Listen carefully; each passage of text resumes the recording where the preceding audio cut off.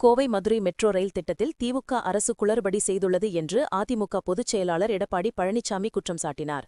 சேலம் விமான நிலையத்தில் செய்தியாளர்களை சந்தித்த அவர், கோவை மதுரை மெட்ரோ ரயில் திட்ட அறிக்கையை திமுக அரசு கவனக்குறைவாக அனுப்பியுள்ளது. திட்ட அறிக்கை அனுப்பியபோது 2011ஆம் ஆண்டு மக்கள் தொகையை திமுக அரசு குறிப்பிட்டது ஏன்?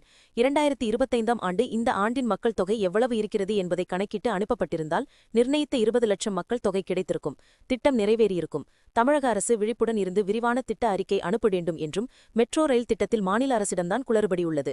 அதிமுக ஆட்சியில் மெட்ரோ ரயிலுக்கான பணிகள் துவங்கப்பட்டன. ஆனால் திமுக ஆட்சிக்கு வந்ததும் 3 ஆண்டுகள் கிடப்பில் போட்டுள்ளது.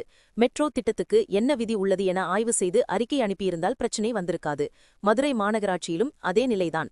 அதிமுக ஆட்சி வந்ததும் மெட்ரோ ரயில் திட்டப் பணிகள் துவங்குவதற்கான அனைத்து முயற்சிகளும் மேற்கொள்ளப்படும் என்று தெரிவித்தார். தமிழகத்தில் சட்டம் ஒழுங்கு சீர்குலைந்துள்ளது.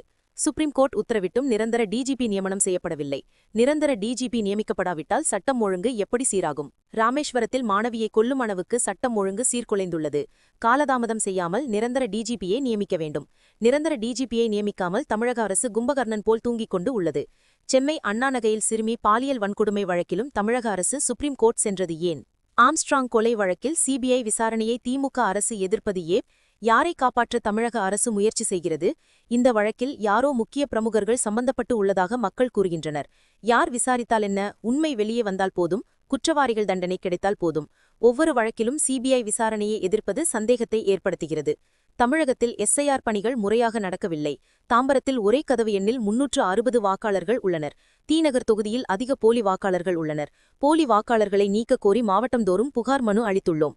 எஸ்ஐஆர் பணிகளை தேர்தல் ஆணையம் விழிப்புடன் கண்காணிக்க வேண்டும். தேர்தல் அதிகாரிகளை திமுக மிரட்டுகிறது என்று மேலும் அவர் கூறினார்.